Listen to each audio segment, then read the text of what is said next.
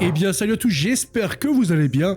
On se retrouve dans cette toute nouvelle vidéo parce que je vais tester l'intelligence artificielle concernant le catéchisme, notamment les 50 questions assez difficiles que je vous ai posées la dernière fois en vidéo.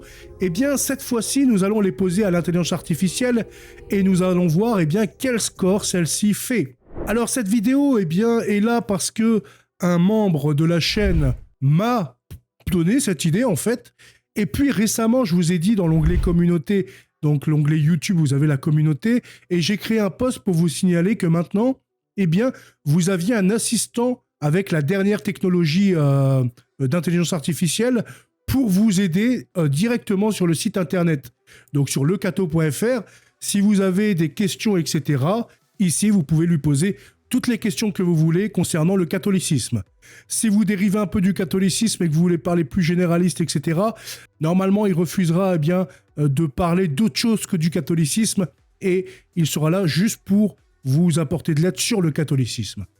Alors, aujourd'hui, nous n'allons pas prendre celui du site internet, mais je vais vous expliquer parce qu'en fait, je ne peux pas tout copier-coller les questions parce qu'en fait, il y a une limite de caractères et puis ça serait trop long de faire un par un. Donc du coup, je vais prendre DeepSeek. En fait, la technologie qui est derrière mon robot IA ici, elle utilise l'API de DeepSeek. DeepSeek, c'est une intelligence artificielle dernière génération chinoise. Oui, c'est chinois, mais de toute façon, que ce soit américain, chinois ou je ne sais quoi, les données, de toute façon, voilà, c'est pareil. Et du coup, cette IA-là se place extrêmement bien dans tous les tests récents, donc on appelle ça un benchmark de l'IA, c'est-à-dire c'est tout un panel de tests et en fait elle est plus ou moins, voire dans certains tests, supérieure à la dernière version de ChatGPT. Donc nous avons là une très belle intelligence artificielle. Par contre, elle ne génère pas d'images encore, mais elle peut traduire des documents, elle peut faire beaucoup de choses et puis vous aider. Donc, nous allons la tester sans plus attendre. J'ai préparé mes 50 questions. Voici la liste. Hop. Alors, on va lui demander, réponds aux 50 questions dans ce format-là. 1. Question. Réponse. Voilà. Réécris donc la question, puis en dessous, entre parenthèses, écris la réponse. Voilà, nous allons voir ce qu'il dit et nous allons voir s'il fait des erreurs ou non. S'il est plutôt fiable en matière de catholicisme. Voilà, donc là il est en train d'écrire, donc je ne vais pas vous spoiler. Nous allons voir ça au fur et à mesure et nous allons voir si il a raison ou pas. Donc j'ai pris un petit calepin pour noter si ce qu'il dit est vrai ou pas et donc pour corriger les erreurs. Alors, donnez le nom des 4 grands prophètes. Il nous écrit Isaïe, Jérémie, Ézéchiel et Daniel. La réponse c'est Isaïe, Jérémie, Ézéchiel et Daniel. Donc là, il a raison. Deuxième question, quel est le record de longévité ? Il a répondu Mathusalem, 969 ans, et c'est Mathusalem, 969 ans. Troisième question, je vais vous les afficher. Donnez le nom des 4 évangélistes, Matthieu, Marc, Luc et Jean. Et donc c'est Matthieu, Marc, Luc et Jean. C'est une bonne réponse. Quel roi causa le schisme des 10 tribus ? Rehoboam, c'est la bonne réponse. Quel est le père de Saint Jean-Baptiste ? Zacharie, c'est la bonne réponse. En 6, qui a écrit les Actes des Apôtres ? Il a répondu Saint Luc, c'est encore une bonne réponse. Combien y a-t-il d'épîtres de Saint Pierre ? Il a répondu 2, c'est une bonne réponse. Donnez les 7 sacrements, donc baptême, confirmation, Eucharistie, pénitence, onction des malades, ordre et mariage. Donc c'est une bonne réponse. Quels sont les sacrements qui ne peuvent être reçus qu'une seule fois ? C'est le baptême, la confirmation et l'ordre. Et donc, c'est une bonne réponse encore une fois. En réponse 10, qu'est-ce que la messe ? La célébration liturgique de l'Eucharistie renouvelant le sacrifice du Christ. En 10, la réponse c'est la messe et le renouvellement non sanglant du sacrifice de la croix. On peut l'accorder. En 11, l'eau du robinet serait-elle une matière valide pour le baptême? Oui, si elle est propre et naturelle. Là, par contre, c'est un peu moins bon parce que c'est une matière qui serait valide, mais les rituels demandent qu'on utilise de l'eau baptismale. Donc, on peut mettre un demi-point à la rigueur. Quelle était l'erreur de Nestorius? Il refusait de reconnaître Marie comme mère de Dieu, Théotokos, affirmant qu'elle était seulement mère du Christ. Et Nestorius affirmait qu'il y avait dans le Christ deux personnes, la divine et l'humaine, unies seulement moralement. De cette erreur découlait la négation de la maternité divine. Donc c'est une bonne réponse. En 13, est-il juste de dire que la très sainte Vierge est la mère de Dieu? Oui, Marie est vraiment mère de Dieu. Donc lui, il a répondu oui, car elle est la mère de Jésus, qui est pleinement Dieu et pleinement homme. Donc en question 13, elle est vraie, donc il est vrai Dieu. Donc il a encore juste. En question 14, combien y a-t-il de nature en Jésus-Christ? 2, divine et humaine. Donc c'est la bonne réponse. 15, qu'est-ce qu'un miracle? C'est un événement surnaturel qui dépasse la loi de la nature, accompli par Dieu. Un miracle est un fait extraordinaire qui peut être accompli que par la puissance de Dieu. Donc là, il a encore raison. En 16, quelles sont les quatre notes de l'Église? Une, sainte, catholique, apostolique. Donc unité, sainteté, catholique, apostolicité, donc c'est encore une bonne réponse. Quelles sont les vertus cardinales? La prudence, justice, force et tempérance. Donc c'est une bonne réponse. 18, quel est le troisième commandement de Dieu? Tu sanctifieras le jour du Seigneur. Tu sanctifieras le jour du Seigneur. Quels sont les jours de jeûne obligatoires? Le mercredi des cendres et le vendredi saint. Donc c'est exact. Quels sont les mots grecs utilisés lors de la messe Kyrie eleison, Seigneur prends pitié, ou Christi eleison? Là, il dit que Kyrie eleison. Là, il a un demi-point, on va dire, parce que la réponse était attendue pour les deux. Quelles sont les couleurs liturgiques? Blanc, rouge, vert, violet, noir, rose. Blanc, rouge, vert, violet et noir, et parfois rose doré, parfois le bleu. Donc là, on peut estimer que c'est une bonne réponse également. Que faut-il répondre après la lecture de l'Évangile? Louange à toi, Seigneur Jésus. 22, là, c'est la réponse, Laus tibi Christi, donc là, c'est une bonne réponse. 23, comment s'appelle le voile qui recouvre le ciboire? Le pavillon, donc c'est juste. En 24, comment s'appelle le linge avec lequel le prêtre s'essuie les mains après le lavabo? Le manuterge. Et la réponse, c'est le manuterge. Donc on le reconnaît, etc. En 25, y a-t-il un dimanche où il n'y a pas de credo à la messe? Non, le credo est récité chaque dimanche. Donc là, c'est une bonne réponse. Qu'est-ce qu'une basilique?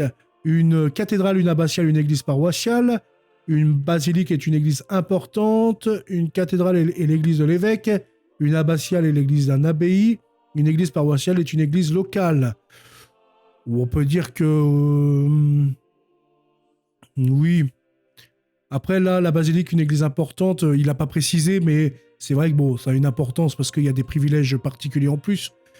Cathédrale est l'église de l'évêque, une abbatiale est l'église d'un abbaye.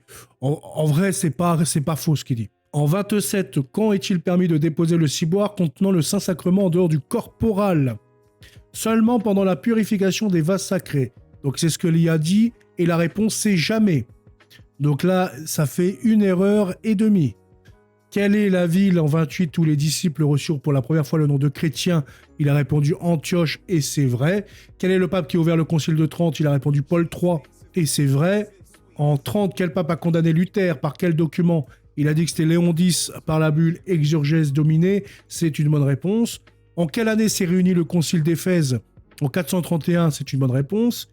Qui a fondé l'ordre des Ursulines? Sainte Angèle Merizzi, c'est une bonne réponse. Constantin vit une croix dans le ciel avec une phrase, donnez cette phrase en latin, in hoc signo vince, par ce signe tu vaincras. Donc là, c'est des choses qui sont plutôt faciles pour l'intelligence artificielle. Hein. En quelle année eut lieu le Concile Vatican II? Donc ça, c'est pareil, c'est une bonne réponse. Après donner la liste des papes, donc on commence à Léon XIII et on finit à Jean-Paul II, donc c'est une bonne réponse. Qui a été condamné au Concile de Nicée? Donc c'est Arius, tout à fait. Quelle sainte ramena la papauté d'Avignon à Rome? Sainte Catherine, c'est ok. Une indulgence plénière remet tous les péchés? Non, elle remet seulement la peine temporelle due au péché. Donc ça, c'est bon aussi. En 39, les petits-enfants morts sans le baptême iront au ciel après la fin du monde. Non, leur sort est confié à la miséricorde de Dieu. Donc ça, vous avez été plusieurs dans les commentaires à me dire... oui, ceci. Après, il y a deux théologies à ce sujet. Aujourd'hui, on voit que la théologie mise plus sur la miséricorde. Les limbes éternelles sont un peu moins reconnus, etc. C'est un peu moins enseigné. En tout cas, c'est vrai. On peut l'accorder aussi. En 40, quand le prêtre présente l'hostie à la communion, le fidèle doit dire « Amen ». Oui, pour exprimer sa foi. Alors là, c'est faux. Hein, il faut rien dire. Donc 41, la cathédrale de Rome et la basilique Saint-Pierre au Vatican Non, c'est la basilique Saint-Jean de Latran. Donc là, eh bien, il a raison.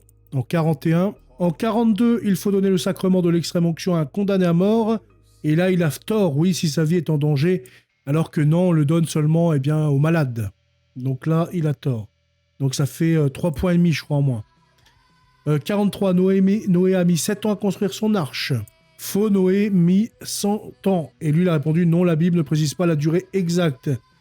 En tout cas, c'était un vrai ou faux. Donc, il me semble que c'était vrai ou faux, là. Donc, dans tous les cas, il a mis non. Après, bon, si j'ai trompé pour la durée exacte, ça ne l'implique pas. 44, Henri VIII d'Angleterre a reçu le titre de défenseur de la foi. Oui, avant son schisme. Donc là, c'est une bonne réponse. 45, le symbole de l'évangéliste Saint-Luc est un bœuf. Oui. Dans l'évangile, il est question d'arbres qui marchent. Et là, il nous répond non, c'est une parabole sur la foi. Mais en fait, il n'a pas compris Vous voyez, des fois, il ne comprend pas trop le concept de... Eh bien, c'est du premier degré, on demande du premier degré. Est-ce que c'est écrit ça, oui ou non? Là, il dit non parce que c'est une parabole sur la foi. Et donc, c'est oui. Oui, c'est vrai. Donc, il a 4h30, ouais. Quelqu'un qui vit en concubinage a le droit d'être parrain de baptême? Non, sauf s'il se repent et change de vie. Donc, c'est faux. Donc là, il a raison. 48, 2 sourds-muets ne peuvent se marier. Non, ils peuvent se marier s'ils expriment leur consentement. Donc là, c'est encore vrai. Dans les Actes des Apôtres, on raconte que Simon le magicien voulut contrefaire. Non, il voulait acheter le pouvoir de donner l'Esprit Saint. Mais dans quelques auteurs ainsi que... Donc là, encore une fois, il se trompe. Donc ça fait 5 erreurs et demie. Un simple diacre peut donner la communion. Et donc, c'est vrai. Donc, eh bien, il a fait quand même 44,5 de bonnes réponses, quand même. Donc, il est au-dessus de beaucoup de nous. En tout cas, il est au-dessus de moi. Donc, on peut voir que l'IA est quand même plutôt assez fiable. Assez fiable quand il est question de catéchisme, de Bible, d'expliquer la tradition catholique, d'expliquer des choses catholiques, etc. Mais comme vous voyez, des fois, il y a des subtilités où il n'arrive pas à comprendre vraiment parce que, voilà, il n'est pas comme nous, il ne pense pas pareil. C'est un code informatique et blanc, c'est blanc, noir, c'est noir. Il n'arrive pas à comprendre les concepts, etc. Donc, du coup, parfois, il prend les choses au premier degré. Enfin, voilà. Et surtout, je voulais dire également pour les citations, pour trouver des citations, etc. Des fois, l'intelligence artificielle, vu qu'elle veut absolument répondre à la question, elle va commencer à inventer des choses. Donc, à chaque fois que vous demandez des citations ou des trucs, des machins, il faut toujours vérifier en amont si ce qu'elle dit est vrai. Il faut toujours croiser les sources, mais elle peut être quand même très intéressante pour le catholicisme, pour ceux qui débutent, pour répondre à des questions assez banales, assez bateaux, on va dire. Qu'est-ce qu'un pape? Quelle est la hiérarchie de l'Église? Voilà, plein de trucs, après quelques concepts, etc., philosophiques et catholiques, sur Saint-Augustin, sur Saint Thomas d'Aquin. Mais il faut quand même prendre ses précautions et ne pas penser qu'il a la science infuse. Comme vous pouvez le voir là, il n'est pas infaillible, puisqu'il a fait 5,5 erreurs. Donc, il n'est pas à 100% de bonne réponse. Parce qu'on a pu voir, voilà, il y a quelques trucs qui ne sont pas corrects. En tout cas, eh bien, voilà pour l'IA. Donc, comme je vous ai dit, sur le site Le Cato, vous allez pouvoir retrouver la même IA qui passe par l'API donc de DeepSeek, qui est une intelligence chinoise, comme je l'ai dit au début. Donc voilà, après, je pense pas qu'il faut avoir peur de l'intelligence artificielle. Au contraire, il faut le voir ça comme un outil, comme une assistance. Et comme le pape disait, eh bien, il faut que les développeurs respectent la dignité humaine. Et il ne faut pas que l'intelligence artificielle soit utilisée, par exemple, pour prédire qui va voler, qui va faire du mal, etc. Ou alors pour juger des personnes. Voilà, il ne faut pas se reposer entièrement sur l'IA, mais ça peut toujours donner un coup de main. Par exemple, pour traduire des documents, du latin, etc. Pour apprendre la langue française, pour apprendre une langue étrangère. Voilà, ça peut servir à énormément de choses. Donc, c'est pas un mal, c'est comment on l'utilise après. Est-ce qu'on l'utilise pour faire du mal, c'est-à-dire pour coder ou créer des logiciels nuisibles à autrui, pour voler, etc., pour créer des sites en contrefaçon, pour faire des faux trucs. Là, oui, c'est pour faire du mal. Mais voilà, là, il faut l'utiliser pour faire du bien, comme l'Église nous l'enseigne. Et voilà, ça peut toujours être utile. Surtout aujourd'hui, je pense qu'il est important de se mettre toujours à la page, de ne pas avoir de retard, parce que j'estime que l'Église catholique a un retard monstrueux sur la technologie, sur Internet, etc. Même si on voit de plus en plus de prêtres, parce que l'ère 68 tarde, à ces boomers, etc., tend à disparaître un peu. pour laisser place à cette nouvelle génération. Et on peut le voir avec des frères Paul Adrien, avec des frères Benjamin, avec toute une panelle comme ça de nouveaux prêtres qui est très présent sur les réseaux, comme l'abbé Raffray, etc. Et donc, c'est une bonne chose, je pense, de conquérir ce terrain qui est Internet. D'ailleurs, le Vatican devrait, je crois qu'il met peut-être 2-3 millions d'euros, il me semble, pour la gestion de ces sites, etc. Mais quand on voit le site du catéchisme de l'Église catholique, excusez-moi, mais ça pue l'an 2000, quoi. Enfin, c'est pas moderne du tout, c'est inefficace. On n'arrive pas à pouvoir trouver un truc facilement, alors que l'Église catholique, c'est quand même celle qui a codifié la Bible. C'est quand même l'Église catholique qui écrit le catéchisme, j'ai envie de dire. Donc ça lui appartient. Le catéchisme devrait être disponible très facilement sur le Vatican et très lisible. Un truc vraiment très bien fait, avec la Bible, avec tout ça. Voilà, il faut aller à gauche, il faut aller à droite, il faut trouver d'autres Bibles qui ne sont pas sous copyright, si on veut l'utiliser en dehors. Il y a un très gros problème également de ce côté-là. Donc j'espère qu'il va y avoir des évêques ou des cardinaux. D'ailleurs, je lance l'appel, là, si vous êtes des prêtres ou des cardinaux ou des évêques qui écoutez cette vidéo, de grâce, essayez de faire bouger les choses numériquement. La jeunesse est sur Internet. La jeunesse, vous ne la trouverez pas dans la rue, vous la trouverez sur Internet. Malheureusement, c'est comme ça. On aimerait bien que cette jeunesse soit comme à vos époques, etc., où c'est tout le monde jouait dehors entre potes. Aujourd'hui, eh bien, elle passe par Internet. Elle est sur TikTok, sur le téléphone, etc., bien qu'il faut parler et dire que c'est pas très bon d'être toujours sur son téléphone, etc. Mais c'est la stricte vérité. C'est ici qu'il faut aller chercher la jeunesse. C'est ici qu'il faut évangéliser. Parce que ce sont des terrains qui sont de plus en plus conquis par les païens. On peut voir sur TikTok qu'il y a un nombre monumental de sorcières, de Wicca, de je ne sais quoi. Enfin, tout ce paganisme crasse qui revient comme ça et qui sait que TikTok est un outil très puissant. YouTube est un outil très puissant. Les réseaux sociaux sont très puissants. Donc voilà, en tout cas, j'espère que cette vidéo vous aura plu. Je vous souhaite une très bonne soirée. À bientôt. Salut!